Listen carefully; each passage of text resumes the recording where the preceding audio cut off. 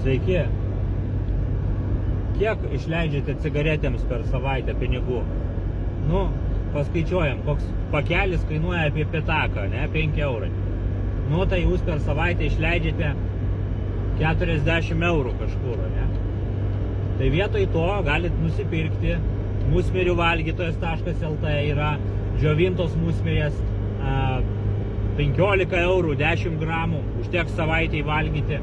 Jeigu organizmas nelabai jautrus, nu tai tada reikia didesnio kiekio, nu vis tiek ten 30 eurų išleisite ir nerūkysite, geriau jausitės viską.